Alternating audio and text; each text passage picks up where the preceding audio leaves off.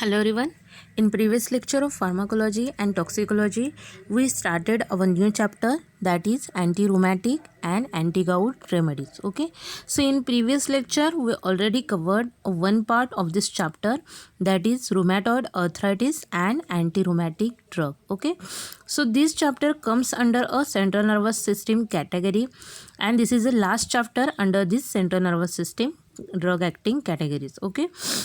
So in previous lecture we see about the what is meant by rheumatoid arthritis condition, and then the different drugs which are as an anti-rheumatic drug. Okay, so rheumatoid arthritis, it is nothing but it is an chronic progressive autoimmune inflammatory disease. Okay, in which there will be a major effects on joints and periarticular tissues which is present around a surrounding of joints. It is nothing but the rheumatoid arthritis conditions. Okay, so rheumatoid arthritis या कंडिशनमध्ये काय होतं की bone जे आहे आणि cartilage tissues जे आहेत ते डॅमेज होतात. ओके, सो त्याच्यामध्ये आपण different mechanism in detail mechanism बघितलं होतं डिसीज प्रोग्रेशनचं रुमॅटॉइड आर्थरायटिसचं. ओके, देन आपण अँटी रुमॅटिक ड्रग्स बघितले होते की ज्याच्यामध्ये फर्स्ट लाईन ड्रग जे आहेत ते non steroidal anti inflammatory drug हे यूज केले जातात for the symptomatic relief of rheumatoid arthritis conditions. Okay, त्याच्यानंतर जे आहे ते DMARDs ड्रग यूज केले जातात. ओके, सो त्याच्यामध्ये इम्युनोसप्रेसंट्स ड्रग आहेत, इम्युनोमॉड्युलेटर कॅटेगरीचे ड्रग्ज आहेत ते आपण इन डिटेल बघितले होते. त्याच्यानंतर बायोलॉजिकल एजंट्स आपण बघितले होते, त्याच्यामध्ये TNF अल्फा ब्लॉकर आहे, T and B cells blockers आहेत. Okay, so this drugs comes under a biological agents. Okay, आणि लास्ट आपण बघितलं होतं ॲडजॉन क्लास की ज्याच्यामध्ये आपण ग्लुकोकॉर्टिकोस्टिरॉइड्स कॅटेगरीचा प्रेडनिसोलॉन हा ड्रग बघितला होता. ओके, सो आत्ताच्या लेक्चरमध्ये आपल्याला नेक्स्ट पार्ट जो आहे gout and anti gout remedies हा पार्ट कंप्लीट करायचा आहे. Okay, so gout it is nothing but the deposition of uric acid in between joints. Okay, so इथे तुम्हाला डायग्रॅममध्ये दिसतंय की युरिक ॲसिडचे जे क्रिस्टल्स आहेत ते बोन जॉईंट्सच्या मध्ये डिपॉझिट झालेले आहेत. येलो कलरचे जे डायग्रॅममध्ये तुम्हाला दिसत आहेत ते. ओके, सो ते युरिक ॲसिडचे क्रिस्टल्स डिपॉझिट झाल्यामुळे काय होतं आहे, बोन डॅमेज होणार आहे and also swollen and inflame joint. Okay, so जो जॉईंटचा जो भाग आहे तो काय होणार आहे, त्याच्यामध्ये इन्फ्लामेशन दिसणार आहे आणि त्याचं सॉलाइंग होणार आहे. Okay, so due to this deposition of uric acid crystals there will be a bone damage and inflammation of joints. Okay, so it is nothing but the gout. Okay, so gout मध्ये हे जे uric acid आहे ते कसं deposit होणार आहे किंवा uric acid जे आहे ते कोणत्या मेकॅनिझममुळे बॉडीमध्ये तयार होतं. ओके, त्याचं रेग्युलेटरी मेकॅनिझम काय आहे, गाऊट कंडिशनमध्ये ते युरिक ॲसिड एक्सेस अमाऊंटमध्ये का प्रोड्यूस होणार आहे, त्याचं डिपॉझिशन कसं होतं, कोणते चेंजेस फिजिओलॉजिकल चेंजेस बॉडीमध्ये होतात हे आपण आता इन ब्रीफ बघणार आहोत. ओके, फर्स्टली आपण गाऊट कंडिशन प्रायमरी स्टेजला समजून घेऊया. Okay, so gout is usually characterized by recurrent attack of inflammatory arthritis, a red, tender, hot and swollen joints. Pain typically comes on rapidly less than 12 hours. Okay, so it is an inflammatory and pain attacks disease. Okay, so त्याच्यामध्ये काय होतं की इन्फ्लामेशनचे आणि पेनचे जे attacks आहेत ते दिसून येतात which typically comes on rapidly less than 12 hours. Okay, 12 तासांच्या अंतराच्या कालावधीने हे जे आहेत ते अटॅक्स गाऊट पेशंट्समध्ये दिसून येतात. Okay, so it is an characterized by recurrent attack of inflammatory arthritis. Okay, so gout it is an subtype of rheumatoid arthritis or it is an subtype of arthritic conditions. Okay, so the joints at the base of the big toe is affected in about half of the cases. Okay, so गाऊटचे जेवढे पण cases आहेत त्याच्यामध्ये 50% लोक जे आहेत ते त्यांच्यामध्ये गाऊटची condition जी आहे ती बिग टोमध्ये दिसून येते. ओके, सो पायाच्या तळव्याचा जो भाग आहे त्याच्यामध्ये जो पुढचा भाग आहे बोटांकडचा बिग टो.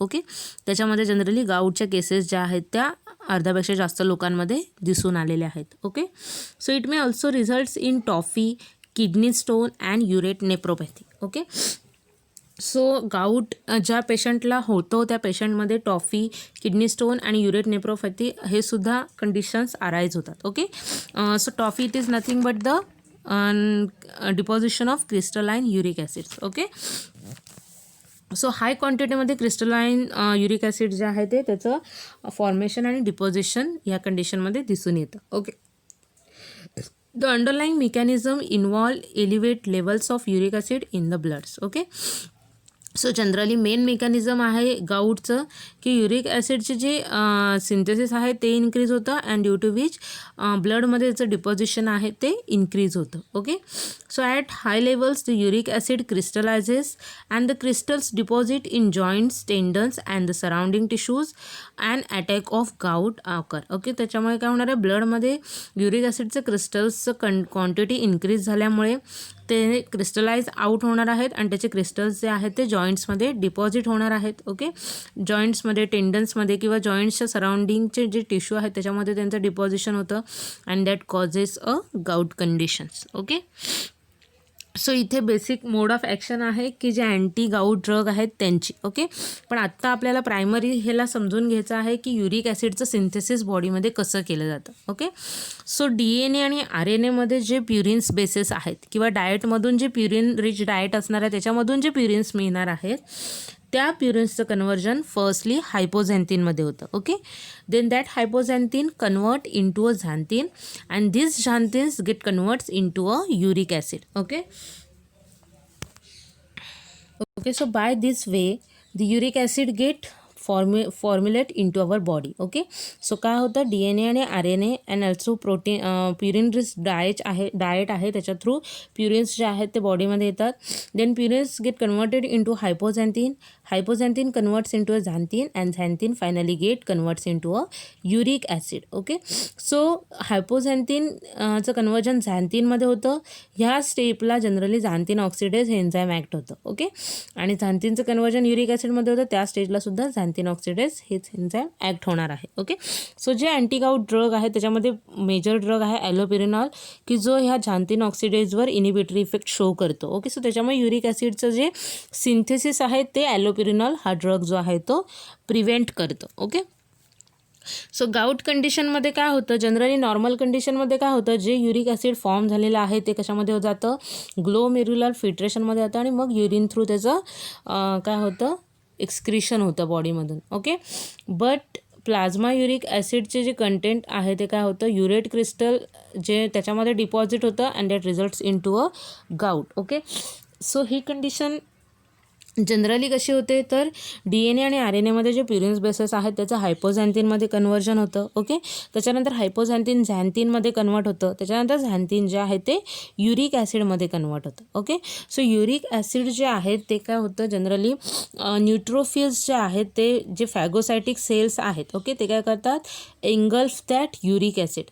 ते युरिक ॲसिड जे फॉर्म झालेलं आहे त्याला एंगल्फ करून घेतात. ओके, आणि त्याच्यामध्ये जे लायसोझोमल एन्झाईम्स आहेत which causes the hydrolysis of that uric acid. Okay, so त्याच्यामध्ये जे हायड्रोलायटिक जे एन्झाईम आहेत ते काय करणार आहेत, मग एंगल्फ केलेलं युरिक ॲसिड आहे त्याला त्याचं हायड्रोलिसिस करायचं काम करतात. ओके, सो ह्या सगळ्या प्रोसेसमध्ये काय होतं, लिक्विड राईन्स जे आहेत ते त्याचं सिंथेसिस किंवा त्याचे स्टिम्युलेटरी प्रोडक्शन तिथे होतं. ओके, ते लिक्विड राईन्स आहेत ते काय करणार आहेत, मग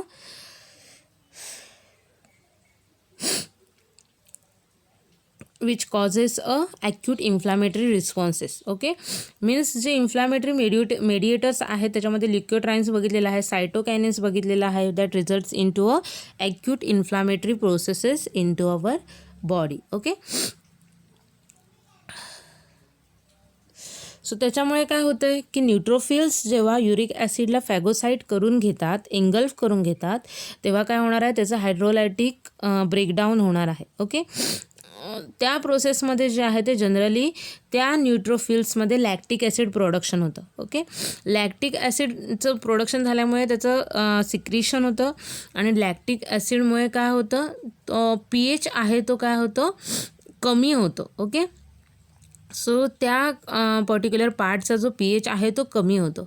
जर pH त्या पार्टचा कमी झाला तर त्याचं रिझल्ट हे आहे की युरिक ॲसिड जे आहे त्याची जी सोल्युबिलिटी आहे युरिनमध्ये ती काय होते, डिक्रीज होते. त्याच्यामुळे युरिक ॲसिड जे आहे ते डिपॉझिट व्हायला सुरुवात होते. Okay, so deposition of uric acid in inflammation takes place. Okay, so काय होतं जनरली जे फॅगोसायटिक सेल्स आहेत त्यांचं इनफिल्ट्रेशन होतं, फॅगोसायटोसिस ऑफ युरिक ॲसिड होतं. ओके, त्याच्यानंतर त्याच्यामुळे जे ऑक्सिडेटिव्ह मेटाबोलाइट्स आहेत ते फॉर्म होतात and that results in to a damage. Okay, damage of tissues and release of lysosomes. Okay, so lysosomes जे आहेत which is responsible for increase in the production of lactate. Okay, आणि this lactate that results in to a decrease in to a local pH. Okay, so हे lactate form झाल्यामुळे काय होतं, सायनोवियल फ्लुइडमध्ये हे lactate form होतं आणि लॅक्टेट फॉर्म झाल्यामुळे काय होतं, सायनोवियल फ्लुइडचा pH जो आहे तो कमी होतो and that results in to a increase in to a level of uric acid in to that joint. Okay, so uric ॲसिडचं डिपॉझिशन इन्फ्लामेटरी कंडिशनमध्ये कसं होणार आहे, ते काय होतं, इन्फ्लामेशनची जी मेजर प्रोसिजर आहे इनफिल्ट्रेशन, त्याच्यामध्ये काय होतं जनरली की फॅगोसायटोसिस होतं. युरिक ॲसिडचे जे क्रिस्टल्स फॉर्म झालेले आहेत ते फॅगोसायटोसिस झालं आहे. एकदा फॅगोसाईट सेलने जेव्हा युरिक ॲसिडला इन्फ्लाम करून घेतलेलं आहे, एंगल्फ करून घेतलेलं आहे, सो त्याच्यामुळे त्याचं हायड्रोलायटिक एन्झाईमने त्याचं ब्रेकडाऊन व्हायला सुरुवात होते. ओके, सो युरिक ॲसिडचे जे ऑक्सिडेटिव्ह मेटाबोलाइट आहेत ते फॉर्म होतात. Okay, and that results in to a damage of tissue. त्याच्यामुळे ते जे टिश्यूज आहेत, न्यूट्रोफिल्सचे आहेत, फायगोसायटिक सेल जे आहेत त्याचे डॅमेज व्हायला सुरुवात होते. तो सेल डॅमेज झाल्यामुळे काय होतं, त्याच्या आतमध्ये जे लायसोझोमल्स एन्झाईम आहेत ते रिलीज होतात. ओके, ते लायसोझोमल एन्झाईम आहेत that results in to a increase in to a level of lactate production. Okay, आणि सायनोवियल फ्लुइडमध्ये लॅक्टेट प्रोडक्शन इन्क्रीज झाल्यामुळे काय होतं, त्या पर्टिक्युलर एरियाचा pH जो आहे तो लो होतो आणि low pH which is responsible for decrease in the solubility of uric acid in to a urine and that results in to a deposition of uric acid get increases in to that synovial area. Okay, and that results into a deposition of uric acid crystals into this joint space. Okay, so तुम्हाला basic mechanism कळलं आहे की गाऊटमध्ये uric acid कसं deposit होणार आहे. परत एकदा मी तुम्हाला सांगते काय होतं की DNA आणि RNA आहेत किंवा डाएट थ्रू प्युरिन्स बेसेस जे आहेत ते रिलीज होतात. त्याच्यानंतर प्युरिन्सचं कन्वर्जन हायपोझॅन्थिनमध्ये होतं, त्याच्यानंतर झॅन्थिनमध्ये होतं आणि मग युरिक ॲसिड फॉर्म होतं. ओके, एकदा युरिक ॲसिड फॉर्म झालं की काय होतं, आपले जे फॅगोसायटिक सेल्स आहेत त्याचं ॲक्टिवेशन होतं.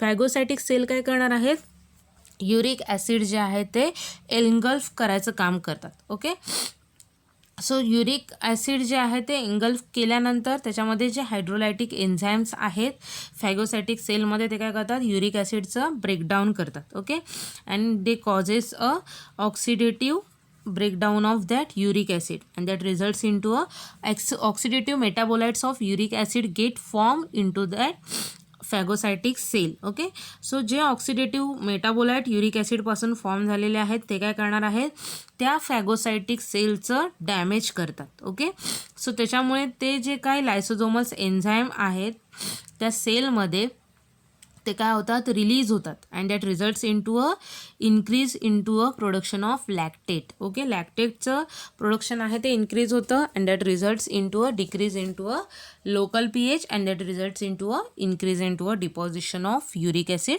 Crystals in to a joints. Okay, so this conditions causes the gout like conditions in to our body. Okay, so आता आपण बघितलेलं आहे की युरिक ॲसिड कसं फॉर्म होणार आहे, त्याचं डिपॉझिशन का होणार आहे युरिनमध्ये, जॉईंट्समध्ये. ओके, सो इथे काही डिफरंट ड्रग्ज आहेत. ॲलोपिरिनॉल आहे की जे हायपोझॅन्थिनचं झॅन्थिनमध्ये कन्वर्जन प्रिव्हेंट करणार आहे आणि मग झॅन्थिनचं फायनली युरिक ॲसिडमध्ये कन्वर्जन प्रिव्हेंट करणार आहे. त्याच्यामुळे युरिक ॲसिड फॉर्म न झाल्यामुळे त्याचे क्रिस्टल्स डिपॉझिट होण्याचा प्रश्न येणार नाही आहे. ओके, त्याच्यानंतर प्रोबेन्सिड टाईप ड्रग आहे which acts as an tubular reabsorption inhibition. Okay, so glomerular फिल्ट्रेशनच्या प्रोसेसमध्ये जे युरिक ॲसिडचं ट्युब्युलर रिॲब्सॉर्प्शनची जी प्रोसेस होते ती इनिबिट करतं. ओके, नेक्स्ट डायुरेटिक आहे which shows the inhibitory effect on tubular secretion process. Okay, of uric acid through glomerular filtration.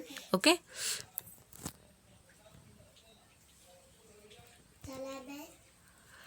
So गाऊटमध्ये काय होतं, primarily purine bases which get metabolized and that results into a increase into the level of uric acid. Okay, and that increase uric acid crystals deposit into a joints, tendons and surrounding tissue into a synovial fluids, and that arises a gout like conditions. Okay, so means gout is characterized by hyperuricemia, that is increase into a level of uric acid crystals into a blood. Okay, so joints are lubricated by synovial fluids. In healthy person uric acid is present. Okay, so जेव्हा healthy person आहे त्याच्यामध्ये काय होतं, generally जे uric acid form झालेलं आहे ते काय होतं, युरिन थ्रू एक्सक्रीट केलं जातं. ओके, पण गाऊट कंडिशनमध्ये काय होतं, जे युरिक ॲसिड फॉर्म झालेलं आहे त्याच्यावर आपली इम्युनिटी सिस्टीम आहे ती अटॅक करते. फॅगोसायटिक सेल्स त्याला इंगल्फ करतात आणि त्याच्यानंतर त्याचं हायड्रोलायटिक एन्झाईमने त्याचं ब्रेकडाऊन होतं. ऑक्सिडेटिव्ह मेटाबोलाइट फॉर्म होतात.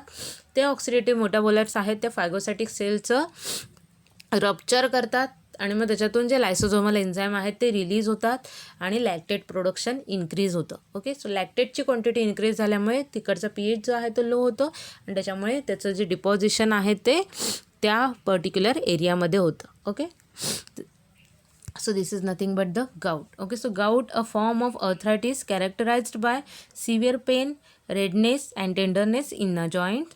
Pain and inflammation occur when too much uric acid crystallizes and deposit in the joints.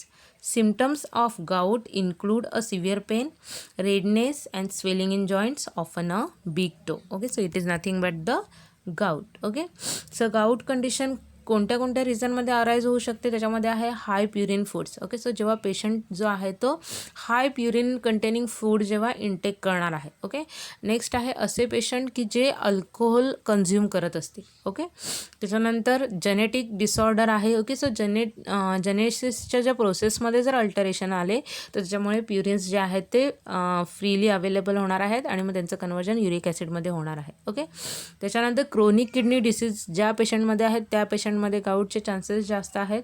आणि नेक्स्ट आहे डायबिटीज डिसीजमध्ये. Okay, so these are the some situations which is responsible to cause a gout like conditions into a healthy person. Okay, so antigout drugs आता आपल्याला बघायचे आहेत. Antigout drugs, these are the drugs which are used in the treatment of gout condition which are act by one of the following mechanism. Okay, so antigout drug जे आहेत ते खाली दिलेले जे मेकॅनिझम आहेत 4 मेकॅनिझम, त्या मेकॅनिझमने ते त्यांची ॲक्शन शो करतात. ओके, सो फर्स्ट आहे inhibiting uric acid synthesis. Okay, so आपल्याला माहिती आहे की युरिक ॲसिड सिंथेसिस झाल्यानंतर मग युरिक ॲसिड क्रिस्टल डिपॉझिशन होतं. Okay, but uric acid synthesis हे जर इनिबिट केलं तर पुढे त्याचं डिपॉझिशन होण्याचं काही प्रोसेस होऊ शकत नाही आहे. ओके, सो असे ड्रग काय करतात की युरिक ॲसिड सिंथेसिसची जी प्रोसेस आहे ती इनिबिट करतात. ओके, सो त्याच्यामध्ये ड्रग आहे मेजर ॲलोपिरिनॉल आपल्याला बघायचं आहे. नेक्स्ट आहे increasing uric acid excretion. Okay, so हे ड्रग काय करणार आहेत की युरिनमधून युरिक ॲसिडचं जे एक्सक्रिशन आहे ते इन्क्रीज करणार आहेत. ओके, सो युरिनमधून जर युरिक ॲसिड सिंथेसिस झालेलं जर गेलं तर पुढे त्याचं डिपॉझिशन होण्याचे चान्सेस जे आहेत ते होणार नाही आहेत. ओके, सो त्याच्यामध्ये प्रोबेन्सिड आहे, सल्फिन पायराझोन आहे which act or which increases the uric acid elimination rate through the urine.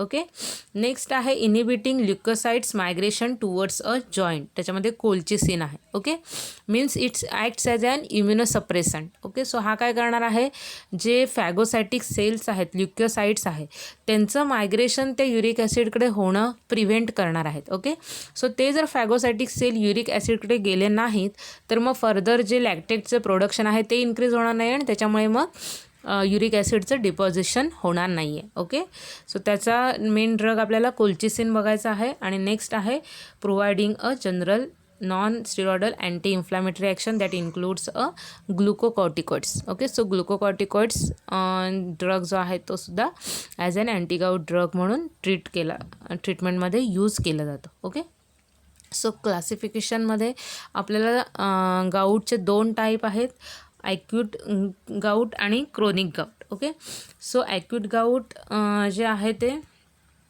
त्याच्यामध्ये acute gout is a painful condition that often affects only one joint. Okay, so acute gout he condition आपण कधी म्हणू शकतो की gout जे आहे ते फक्त एका जॉईंटमध्ये बॉडीमध्ये दिसून येतं. इट इज म्हणजे काय तर ॲक्यूट गाऊट. ओके, सो त्याच्यासाठी ट्रीट होणारे ड्रग्ज आहेत non steroidal anti inflammatory drugs आहेत, कोल्चिसिन आहे, ग्लुकोकॉर्टिकॉइड्स आहे. ओके, नेक्स्ट आहे chronic gout or also known as hyperuricemia. So chronic gout is the repeated episodes of pain and inflammation more than one joint may be affected. That example त्याचा आहे probenecid and sulfenpyrazone and allopurinol. Okay, so these drugs used for the treatment of chronic gout. Okay, एकापेक्षा जास्त जॉईंट्समध्ये जेव्हा gout like conditions arise होणार आहे तेव्हा chronic gout ही जी condition आहे ती अराईज होते. ओके, आणि त्याच्यामध्ये ॲलोपिरिनॉल, प्रोबेन्सिड आणि सल्फेनपायराझोन लाईक ड्रग जे आहेत ते यूज केले जातात. सो हे डिफरंट टाईप्स आहेत गाऊटचे, ॲक्यूट गाऊट, क्रोनिक गाऊट. त्याच्यामध्ये ॲक्यूट गाऊटमध्ये आहे non steroidal anti inflammatory drug use होतात. त्याच्यानंतर कोल्चिसिन ड्रग आहे, स्टिरॉइड्स कॅटेगरीचे ड्रग्ज आहेत. ओके, क्रोनिक गाऊटमध्ये इथे बघितलं आपण uric acid synthesis inhibitors drugs आहेत, ॲलोपिरिनॉल, आणि नेक्स्ट आहे that is inhibitor of tubular reabsorption of uric acid that includes probenecid and sulfinpyrazone. Okay, so next आपल्याला बघायचं antigout drugs indications that includes allopurinol, colchicine and प्रोबेन्सिड. Okay, so आपल्याला सिलेबसमध्ये हे 3 drug अँटीगाऊट थेरपीमध्ये primarily बघायचे आहेत. Allopurinol आहे use to reduce the production of uric acid, colchicine which is responsible for reduces a inflammatory response to a deposition of urate crystals into a joints, and probenecid and sulfenpyrazone which increases the excretion of uric acid into a urine. Okay, so हे 3 drugs आहेत ते 3 different mechanism of action ने act होणारे आहेत. Okay, आणि जे okay, so classification आहे acute gout wise आणि chronic gout wise. Okay, so तुम्हाला अँटी गाऊटचं क्लासिफिकेशन एक्झाममध्ये आहे ते हे लिहायचं आहे. ॲक्यूट गाऊटमध्ये non steroidal anti inflammatory drugs आहे, कॉर्टिकोस्टिरॉइड्स आहे, कोल्चिसिन आहे. ओके, क्रोनिक गाऊटमध्ये इनिबिट युरिक ॲसिड सिंथेसिसमध्ये ॲलोपिरिनॉल आहे, फेबुक जो स्टेट आहे, त्याच्यानंतर इन्क्रीज युरिक ॲसिड एक्सक्रेशनमध्ये प्रोबेन्सिड, सल्फेनपायराझोन हे ड्रग जे आहेत ते इन्क्लूड केलेले आहेत. ओके, सो जर ओव्हरऑल मोड ऑफ ॲक्शनची जर डायग्राम आपण बघितलं तर तुम्हाला इथे दिसते की ॲलोपिरिनॉल जो आहे तो झांतीन ऑक्सिडेज एन्झाईम इनिबिट करून युरिक ॲसिडचं सिंथेसिस आहे ते प्रिव्हेंट करणार आहे. Okay, so mode of action जर बघितली ॲलोपिरिनॉल ड्रगची that prevents the release of substance called as xanthine oxidase which helps in the formation of uric acid. Okay, so uric acid सिंथेसिसचा जो मेजर पाथवे आपण बघितला होता त्याच्यामध्ये झांतीन ऑक्सिडेज आहे की झांतीनचं कन्व्हर्जन युरिक ॲसिडमध्ये करण्यासाठी रिस्पॉन्सिबल आहे, किंवा हायपोझांतीनचं झांतीन आणि मग झांतीनचं युरिक ॲसिड ह्या 2 स्टेप्समध्ये जनरली झांतीन ऑक्सिडेज हे ॲक्ट होतं आणि त्याच्यामुळे युरिक ॲसिडचं सिंथेसिस होतं. ओके, सो ॲलोपिरिनॉल काय करणार आहे, झांतीन ऑक्सिडेज इनहिबिट करतं आहे आणि त्याच्यामुळे युरिक ॲसिडचं सिंथेसिस जे आहे ते तो इनहिबिट करणार आहे. Okay, so that's why it is used in the treatment for gout. Allopurinol blocks the production of uric acid into a body. Okay, so side effects ॲलोपिरिनॉलचे आहेत mood swings, nervousness, insomnia, weight gain, fluid retention, very rounded face, poor wound healing, increased risk of infection, high blood pressure and diabetes. Okay, so these are the side effects which is associated with allopurinol drug. Okay, so rare serious side effects that includes inflammation of liver, that is hepatitis. Okay, so these are the serious side effects associated with allopurinol that includes the inflammation of the liver that causes a hepatitis. Next is that failure of bone marrow to produce a blood cells, that is aplastic anemia. Then inflammation of blood vessels that includes the vasculitis. Then allopurinol hypersensitivity syndrome, okay, that widespread rash, fever, mouth sores, poor kidney function, liver inflammations and other complication which can be a life threatening. So these are the life threatening side effects, that is hepatitis, aplastic anemia, vasculitis and allopurinol sensitivity syndrome. Okay. Next, allopurinol dose guideline that includes allopurinol FDA approved at doses up to 800 mg once daily. Okay, so our dose झाला 800 mg once daily. EULAR and FDA guidelines that include start at 100 mg once daily to avoid a gout flares. Increase by 100 mg once daily 1 to 4 weeks until a target serum urate level reached. Divide allopurinol dose to a BID, that is BISIN day, means दोनदा घ्यायचा आहे. more than 30 mg once daily.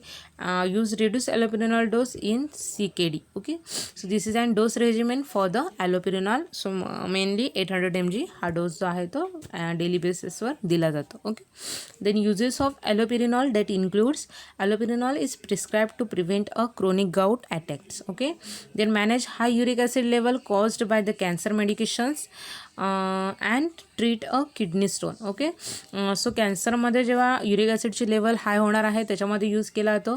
त्याच्यानंतर chronic gout कंडिशन्समध्ये use केला जातो आणि kidney स्टोन्समध्ये generally ॲलोप्युरिनॉल हा drug जो आहे तो यूज केला जातो. Okay, so this is all about the allopurinol. Okay, next आहे ड्रग इंट्रॅक्शन ऑफ ॲलोप्युरिनॉल. ह्याच्यावर एक्झाममध्ये रिझन विचारलं जातं.